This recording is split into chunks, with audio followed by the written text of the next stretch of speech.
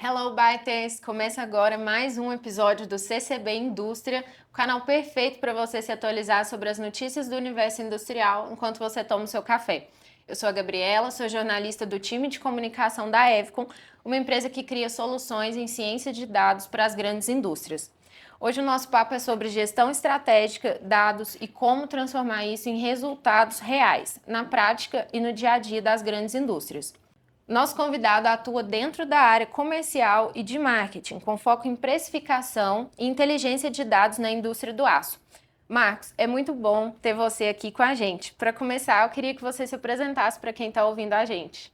Não, perfeito. Primeiramente, gostaria de agradecer a Evcom aí pelo convite, estar participando dessa conversa. Como você disse, né, hoje eu estou dentro de uma grande empresa, é uma siderúrgica multinacional, e estou atuando como Product Manager nas frentes de comercial e marketing dentro do negócio, né? E, obviamente, minha carreira dos últimos 8 anos, mais ou menos, atuando com inovação corporativa e inovação aberta, sendo 5 deles dentro do grupo, e acabei atendendo aí várias áreas do negócio, que eu acho que é um insumo super importante para conseguir desenvolver produtos, enfim, fazer entregas que a gente continue gerando impacto dentro do negócio. Incrível, Marcos. Para a gente começar, eu queria te perguntar uma coisa. Você atua numa área que muitas vezes é vista como um suporte, mas que tem ganhado um protagonismo. Como as áreas transversais podem se tornar motor de geração de resultados reais para os negócios? Bom, vou pegar um pouquinho do background enquanto inovação corporativa e inovação aberta e a posição agora de PM, né? Eu acho que independente se ela é digital ou de inovação e elas estão interligadas de alguma forma, eu acho que é muito importante que essas áreas entendam e estejam diretamente ligadas ao entendimento de estratégia do negócio, para conseguir, de fato, trazer iniciativas que vão mexer o ponteiro do negócio no final do dia, né? Eu acho que isso tem que ficar muito claro para essas áreas transversais. O outro ponto, eu acho que essas áreas elas têm que se colocar não como áreas de apoio, mas sim como área parceira do negócio, né? Ou seja, eles vão construir junto aquele roadmap, vão definir uma ambição que seja de fato ligada à estratégia da empresa e que vai direcionar os produtos, enfim, os projetos que vão ser desenvolvidos ali dentro. E a questão da identificação de dores reais, né? A gente trabalhar em cima de dores que são de fato relevantes para o negócio. Acho que esses 3 pilares aí, eu acho que eu falei 3 aqui principais, eles somados vão fazer com que a área, a gente fala de área transversal, né, de forma comum assim, mas eu acho que é um posicionamento que faz com que o que vá ser entregue em parceria com o negócio seja relevante para a empresa. Bem legal você trazer esse ponto, porque enquanto a inovação exige uma certa flexibilidade, muitas vezes uma gestão tradicional é mais rígida, um pouco mais engessada. Como que a gente consegue equilibrar esses dois mundos no dia a dia? Até fiz umas anotações aqui, eu falei que eu acho que essa deve ser a pergunta de US$ 1 milhão aí para qualquer espectador, né? Enquanto a gestão tradicional ela traz um pouco mais de confiança para o negócio, e óbvio, tem várias grandes empresas que estão perenes no mercado por conta de ter um modelo que tenta mitigar ao máximo o risco do negócio, eu não gosto de ver a gestão tradicional como algo negativo, porque eu acho que ela de fato ela traz um baseline, um planejamento que seja interessante para se seguir, um planejamento, né? E já a inovação ela é mais pautada na flexibilidade, na experimentação.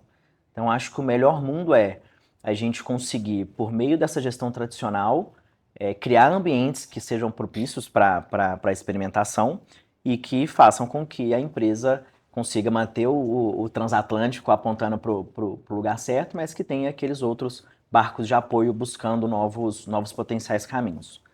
E aí eu estruturei alguns pontos aqui que eu acho que é interessante, tem que ter uma governança bem estruturada. Eu acho que entender onde e como o ambiente de experimentação, o que o ambiente de experimentação pode trazer para o negócio e para essa gestão mais tradicional.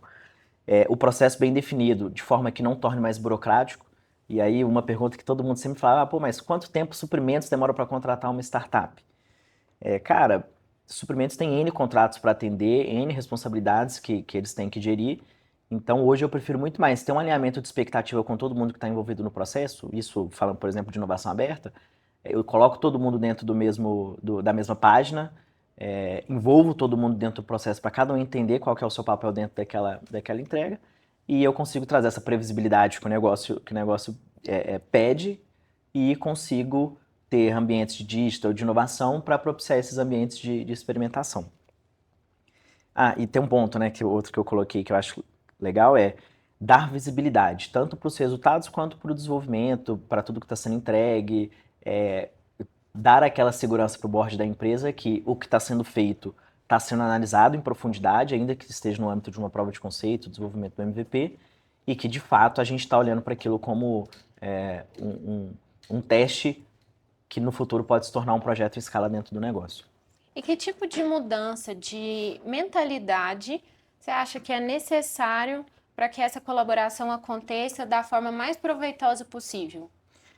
Bom, a mudança ela tem que acontecer dos dois lados, né? Eu acho que os ambientes de experimentação, as áreas de inovação, as áreas de digital, cada uma domina de fato o seu processo, assim como o negócio domina o seu. Então, acho que a mudança de mentalidade ela tem que acontecer dos dois lados e tem que ter uma confiança entre esses dois times, essas áreas que vão atuar junto, vão construir juntos produtos e projetos.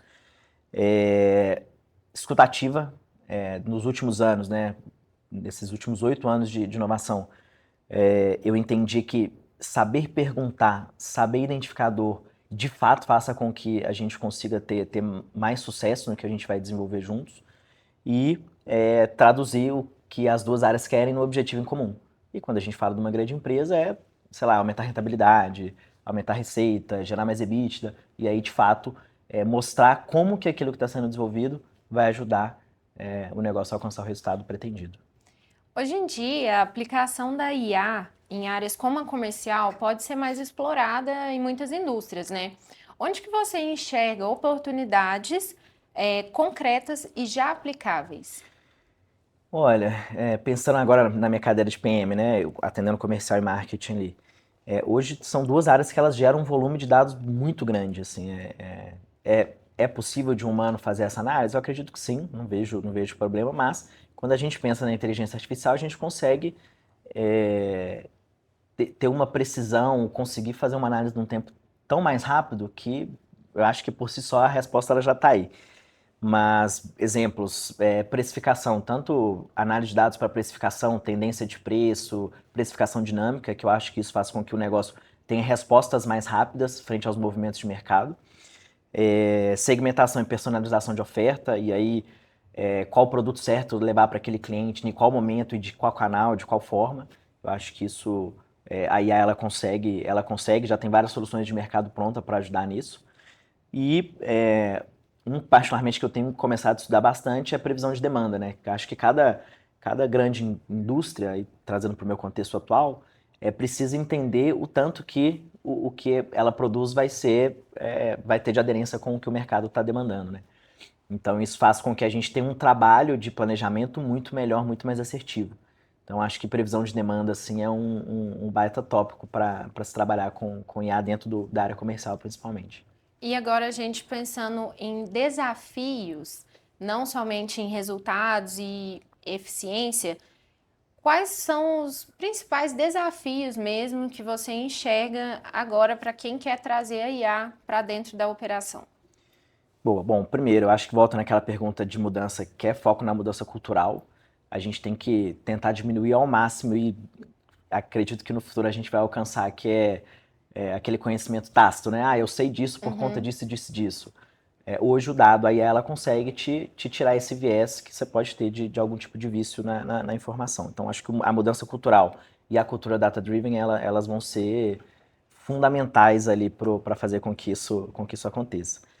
Aí, óbvio, a gente tem parte de governança de dados, né? Quando a gente fala sei lá, dados comerciais, tem um nível estratégico gigantesco nisso, né? Então, a gente saber como desenvolver e como linkar esses dados dentro da solução, eu acho que é um ponto super, super importante aí de mudança também, de desafio.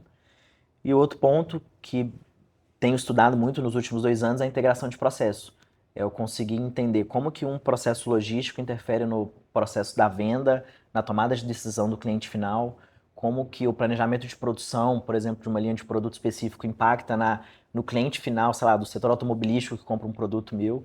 Então, quando a gente começa a olhar para o processo como um todo, identifica como que aquela solução, enfim, aquilo que eu estou estudando, gera de impacto no processo seguinte ou no processo anterior, eu acho que esse talvez seja o desafio mais intenso, assim, da gente conseguir sair e fazer com que o negócio que está me demandando, ou que a gente está trabalhando junto, não olhe só para o seu próprio processo e consiga olhar para a cadeia inteira.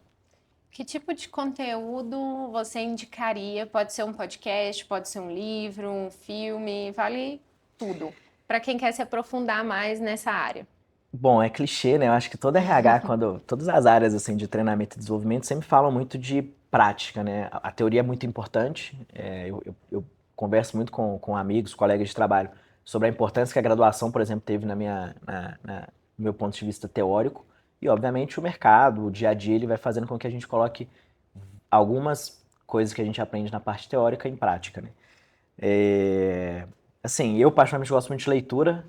Podcast, às vezes trabalhando eu coloco alguma coisa para escutar, mas enfim, eu acho que dependendo do conteúdo é bom você dar um foco, né? Não ficar fazendo duas coisas ao mesmo tempo. Mas a leitura, eu acho que ela agrega muito. Eu particularmente tenho dois livros que eu trouxe aqui. Um que é o do Eric Ries, o Lean Startup, que ele é bem focado em hipótese, assim, saber como levantar uma hipótese, testar aquilo e aprender rápido. E o segundo é o Essencialismo, que teoricamente não é nada técnico para o meu dia a dia de trabalho, mas ele me ensinou muito a questão de priorização. Cara, é o 80-20, o Pareto ali mesmo. Quais são aqueles 20% que vai me gerar os 80% de resultado, né? Então, saber dizer não, saber priorizar. Então, para mim, esses dois livros, eles ajudam muito, assim, no que diz respeito à visão de resultado, à priorização, que é o que a gente tem se falado muito agora, que é a questão de eficiência, né? A gente ser mais eficiente com o mínimo de recurso possível. A nossa conversa está chegando ao final, mas antes eu queria saber se você topa a gente fazer um jogo de pergunta rápida aqui. Vamos lá. Vamos lá? Bora lá. Primeira pergunta, então. Uma palavra que define gestão bem feita. Comunicação. Um mito sobre inteligência artificial nas empresas que você gostaria de desfazer. Que a vai substituir as pessoas. Uma habilidade essencial para quem atua em áreas transversais. Vou ser repetitivo, mas comunicação estratégica. Um conteúdo que te ajuda a pensar em resultados de verdade. Essa foi a única que eu não consegui pensar assim, nada concreto, mas eu particularmente acho que a leitura, eu acho que a leitura te faz ter um background bom para boas discussões, assim. Para a gente fechar, gestão é sobre números ou sobre pessoas? Eu fiz uma frase clichê aqui, que a gestão ela é sobre gente com suporte dos números. Quando você consegue ter percepção de eficiência, de direcionamento, baseada em número e não em achismos, acho que isso faz com que obtenha esses resultados melhores aí. Legal.